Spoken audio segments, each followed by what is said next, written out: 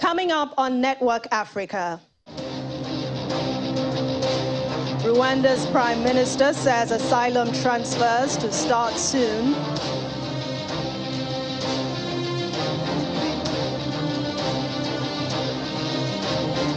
United Nations says Ethiopia is facing multiple humanitarian emergencies.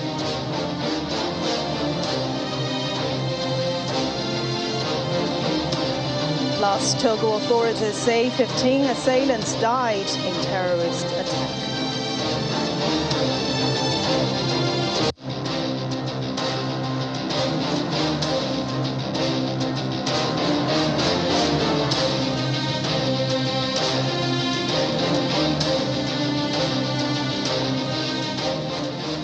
Hello and welcome to the program. I'm Anne Nwawadu. Let's bring you updates from the UK-Rwanda Asylum deal. Rwanda's Prime Minister says the first batch of asylum seekers from the United Kingdom will arrive soon, and that measure is being put in place to host them. Edouard Ngirente noted that the pilot scheme was well informed and intended. Under the $148 million scheme, some asylum seekers will be sent to the Central African country during a 5-year trial. UK Prime Minister Boris Johnson recently revealed that 50 migrants had been told that they will be the first to be sent to Rwanda. Refugee organizations have criticized the plan as cruel. But Mr. Ngirente says that people will appreciate it once it will be done. Two opposition parties in Rwanda have said the government there should focus on problems facing Rwandans rather than solving issues of a rich country.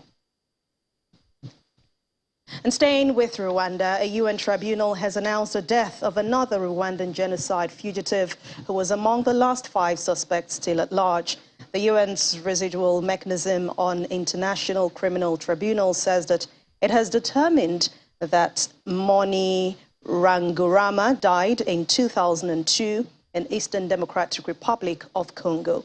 In a statement on Wednesday, the tribunal said that it was able to conclude, following a comprehensive and challenging investigation, that Moni Rangurama also died from natural causes on the 28th of February 2002. The deceased, a former Rwandan military commander, had been charged with 8 counts, including genocide and crimes against humanity. The latest announcement follows last week's confirmation that the tribunal of the death of Portias Mpiranya, another top remaining wanted suspect. However, about 800,000 people were slaughtered in Rwanda in just 100 days back in 1994 by ethnic Hutu extremists. Human Rights Watch says Burundi's security agencies have committed violations against people suspected belonging to opposition parties or working with the armed opposition groups. In a published report, the United States-based rights group says that National Intelligence Services, police, and governing party youth members have all responded to attacks on both civilians and state agents in the country with a heavy-handed approach. The HRW says authorities have shown little regard for credible investigations, objective evidence, or due process needed to hold those actually responsible for the attacks to account. And over in the Horn of Africa, the United Nations says the Afar region of Ethiopia is facing multiple humanitarian emergencies and mass displacement due to drought and conflict. It has resulted in devastating food insecurity, pushing children and their families to the brink. Overall, according to local authorities, an estimated 1.7 million people in 23 areas have already been affected by drought and conflict. Latest local government figures estimate that over 330,000 people have been newly displaced since January 2022. The nutrition situation in Afar continues to deteriorate, and the malnutrition status of children is already growing at an alarming rate. More specifically, admission for under 5 children for treatment of severe acute malnutrition in that region is 23% higher from January to March 2022, and that's when you compare it to the same period in 2021. We are tackling, of course, addressing the water and sanitation needs. We're building latrines in camps. We're bringing water either by water trucking or drilling new boreholes or rehabilitating boreholes that have been destroyed. We're trying to bring also education and protection through an integrated program called BETE. So we try to hire teachers and social workers for them, for children to have access to psychosocial support, but also, basic education, because for months and months they missed out on education. Another key part of our response is also cash in emergencies. We would like to expand that part because it's key, that makes people dignified. It empowers people to use the cash for their priority needs. And of course, nutrition. Nutrition is on top of our agenda. In Afar, the malnutrition rates were very high before this crisis, and now they're very, very high. So we are responding with nutrition supplies and also nutrition services. And over in West Africa, about 15 assailants have been killed during a terrorist attack last week in the north of Togo. That also killed 8 soldiers. Its security minister has said that Togo's troops are deployed in the north of the country to contain a security threat pushing south from Mali, Burkina Faso, and Niger, where groups linked to Al-Qaeda and ISIL operate.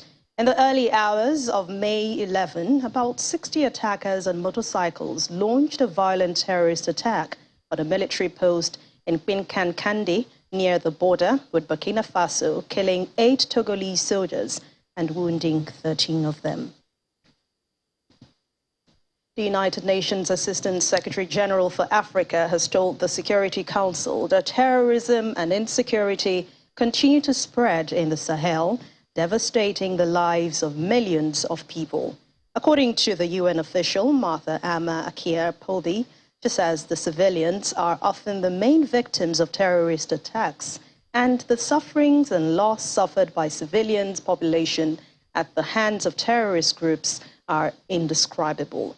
In the coming months, the Assistant Secretary General says that it will be crucial for stakeholders in the region to come to a consensus on how best to bring the transitions in Mali and Burkina Faso to a swift conclusion, and in a manner that addresses the grievances of the populations in each country. Now more than ever, countries in the region need to step up efforts to uphold and protect human rights.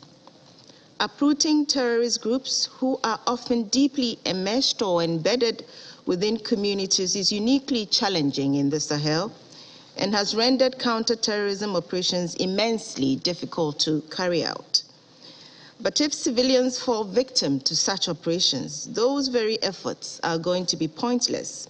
In the coming months, it will be crucial for stakeholders in the region to come to a consensus on how best to bring the transitions in Mali and Burkina Faso to a swift conclusion, and in a manner that addresses the grievances of the populations in the two countries. Trying to understand the conflict dynamics in vulnerable countries in the Sahel without considering the impact of climate change could result in an incomplete and flawed analysis. Climate change affects the availability, distribution, and quality of natural resources, which can escalate conflict over those resources. Stability will only be achieved if foreign and national governments can move beyond counterterrorism and divert a greater share of resources toward reconciliation, dialogue, and tangibly improving vulnerable people's livelihood. A court has temporarily barred the Kenyan electoral body from clearing a controversial former governor of the capital, Nairobi, from running for the same seat in the coastal city of Mombasa.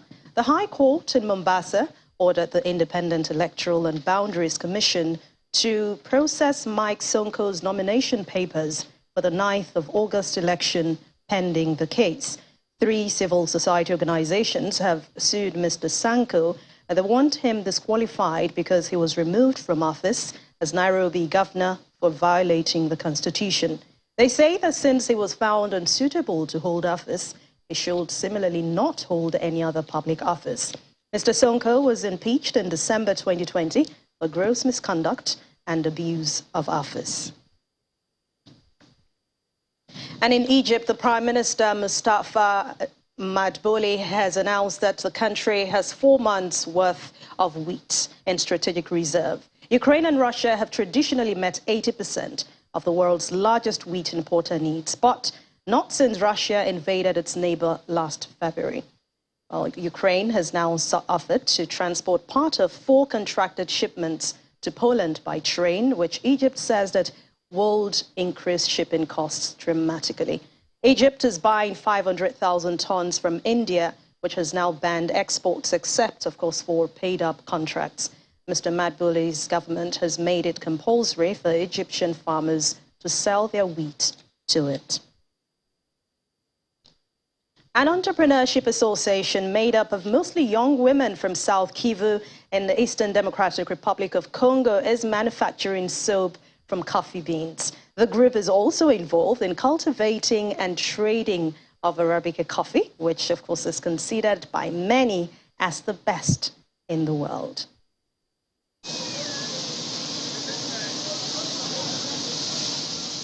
Solange Kwija Kahiriri used to work in communications until one of her clients who had a coffee plantation introduced her to the trade.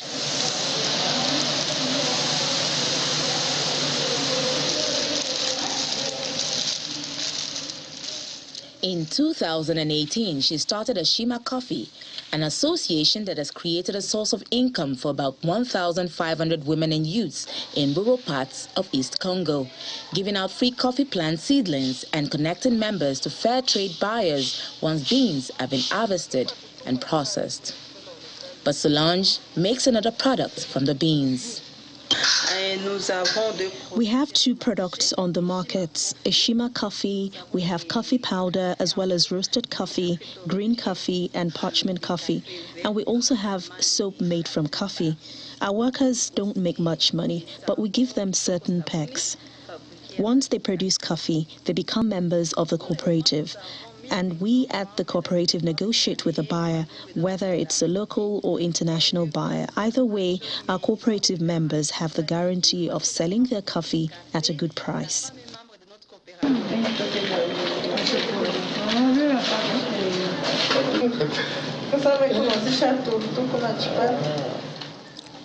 Large brown blocks are cut into neat rectangles and wrapped by hand, despite regular electricity outages that can last up to 2 weeks. The main challenge that we face is lack of road infrastructure. There is also a lack of electricity. Just like here in the factory, if we had power, then it will be easier for us to modernize the factory, which will enable us to work with machines. There is also the issue of funding. Our cooperative is currently self-funded. We are entrepreneurs, but we also need funding support. Despite these limitations, today Ashima coffee growers can send their children to school without rumbling stomachs. Our coffee group is very good and important because it has helped my family. I'm able to put food on the table thanks to this association, so it is very good.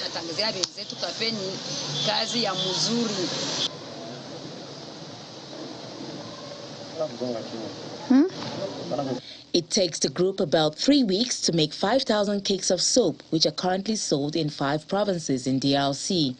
It also delivers to female marketers who sell the soaps and coffee outside of Bukavu. Some aspects of coffee making are quite arduous, and the sector in Congo is traditionally male-dominated, with most women involved in the process working in the fields. However, more women are showing that given the chance, they can work as hard as the men in every phase of the manufacturing process. Still ahead on the program, Liberia's surfers compete on some of the world's best waves. More details in just a moment. Please stay with us.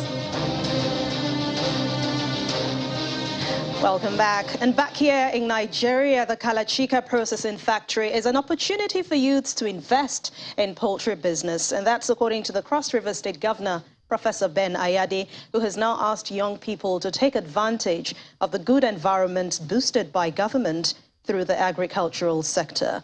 Some poultry cluster beneficiaries also received some items as support by the World Bank Appeals Project. The Agro-Processing, Productivity Enhancement and Livelihood Improvement Support Project is a World Bank-assisted project in 6 participating states of Cross River, Enugu, Kaduna, Kano, Kogi and Lagos. The second edition of the initiative is holding in Cross River State at the Poultry Farm Park in Calabar. The Deputy Governor, Professor Ivara Esu, is here to receive the inputs that will be distributed to bird farmers in the state. The National Project Coordinator of Appeals Project says the project is aimed at boosting food production in the country. It is therefore hope that what we are witnessing here will further culminate in increased production of poultry products, as well as processing and marketing within the value chain. This will ultimately help to bridge in the gap in local production and improve the livelihood actors within the value chain. Poultry farmers in the states, particularly the youths, are the beneficiaries of the scheme, and the state government says the birds will be distributed to only cluster farmers. We are happy that a lot of the persons who belong to that cluster are youths. This is one way of teaching you how to fish, making you a good poultry farmer under one of the value chains of the Appeals Project. The cluster here is very, very attractive. When we go inside any of these poultry pens, you will see it's automated. A lot of it, very good environment for chicken, for rearing them, and you're just now being called to take care of them. So it is something that should interest you. The state government also says it will ensure that the birds are well nurtured till full term.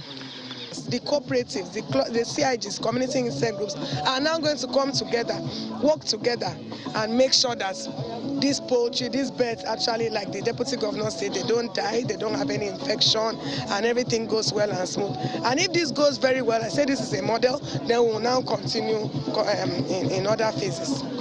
The nipple drinkers and pelletized feed provided for the farmers is well received. We underwent several trainings, about 10, and they've been able to provide us with the right level of technologies to boost our practice, our production. The Appeals Project, implemented through the Federal Ministry of Agriculture and Rural Development, is a 6-year program to support small and medium-scale farmers and improve value addition along priority value chains in the participating states.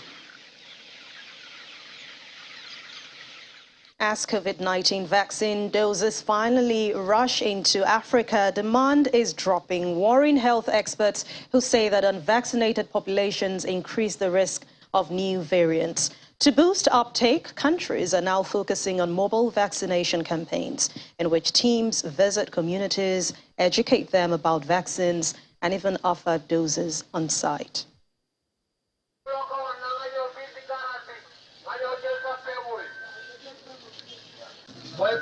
The Gambia, in the middle of a week-long nationwide campaign to get its citizens vaccinated against COVID-19. The team manages to convince truck driver Adama Sese.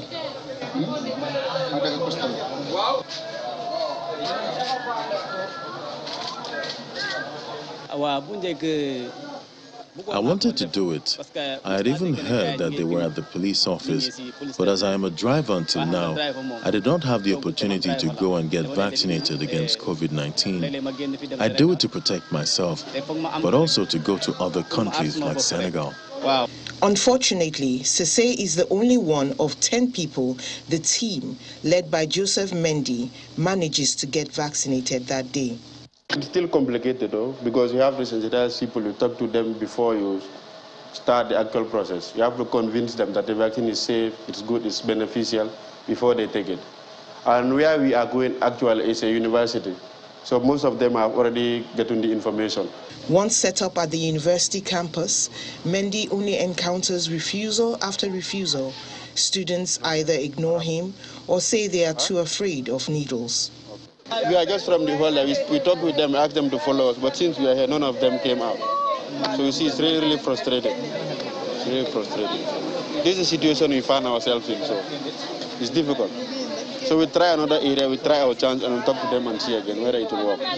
Misinformation is also tough to dislodge on a continent where sickness is often seen as resulting from supernatural forces and where big pharmaceutical companies have in the past run dubious clinical trials resulting in deaths. The vaccine on your body, it might have a side effects. So that's why for me, and I believe that many people have been saying that if they inject the vaccine, you might have side effects on your body and you might be ending losing your life. So that's why. This country's experience is not unique on the continent. Only 17% of Africa's 1.3 billion population is fully vaccinated against COVID-19, versus above 70% in some countries, in part because richer nations hoarded supplies last year when global demand was greatest, to the chagrin of African nations desperate for international supplies. In Zambia, where coverage is 11%, officials are planning outreach campaigns, but worry they won't be able to cover the cost of feeding doctors working far from home or pay for their transportation. Now, the continent has too many COVID-19 vaccine doses. You realize that in the heat of the COVID, when the COVID came, during the upsurge, when the incidence was high, when the cases were surging up, people were eager to take the vaccines, yes, in order to protect themselves. But now, a lot of people have been covered, and the incidence is coming down, the daily cases are coming down, so they are hesitant. A lot of people are hesitant to take. So the strategy was to move to the community, move from door to door, to convince them, to talk to them, to tell them how important the vaccine is and the role the vaccine plays in curbing the disease and others. To boost uptake, countries including Ghana, Gambia, Sierra Leone, and Kenya are focusing on mobile vaccination campaigns that visit communities, but finances are stretched.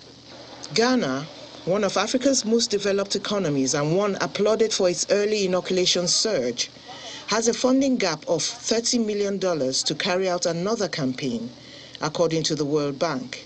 Irregular power supply jeopardizes vaccine cold chain and doses expire. The beaches outside Liberia's Monrovia are famous for their good quality waves by surfers around the world. Robert Sports, a Liberian surfing community, has been making the most of their shoreline by organizing an annual competition that's been running for 8 years. It attracts men and women from all over the country and neighboring Sierra Leone. Located northwest of Liberia's capital city of Monrovia, a few kilometers from the Sierra Leonean border, the small fishing town of Robert Sport is well known by surfers around the world for its high-quality waves. Surfers competing against each other in heats were cheered on by locals and expats during a competition that was held over the weekend.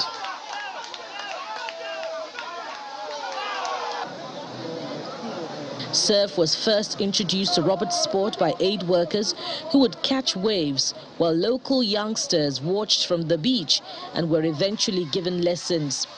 As years passed, Musa Shannon, a Liberian businessman and former soccer player who fled the country with his family during the Civil War, opened the Nana Lodge on the beach. Soon after, the Liberian Surf Club was formed. Here for 14 years. We were founded in 2008, and from the day we formed, we formed a synergy with surf. We understood the importance of so-called, quote-unquote, riding the wave of surf into the tourism sector. Surf has been good to us. It's given us a lot of notoriety. It's brought a lot of attention. It's brought a lot of international recognition. Most importantly, it's given the young people of Robert Sport an opportunity to express themselves in a sport that they never knew before. 62 competitors, including women and children, entered the 9th edition of the competition. Some of them, like competition winner and Robert Sport resident Morris, worked early in the morning, sorting out fish on the beach before their heat. Shannon says Robert Sport's famous waves and its talented surfers could help ease some of the stigma of Liberia's civil war and the Ebola epidemic. I'm ecstatic when I see the different levels of generations that are on the waves today surfing, and also the mix between the international community and the local community. I mean, surfers are one. And you have people from all around the world that come here and embrace our youth here in surfing, and they have an amazing experience, and they keep coming back to Robert Sport. So we need to make Robert Sport the surf capital of Liberia and eventually the surf capital of West Africa. Andy Davis, a South African surfer and entrepreneur, traveled to Liberia with Swiss NGO Provide the Slide to distribute the surfboards collected in Europe. We've been here for over a week and we've had really good waves. It's really natural, it's beautiful, it's not too developed. The people are super friendly.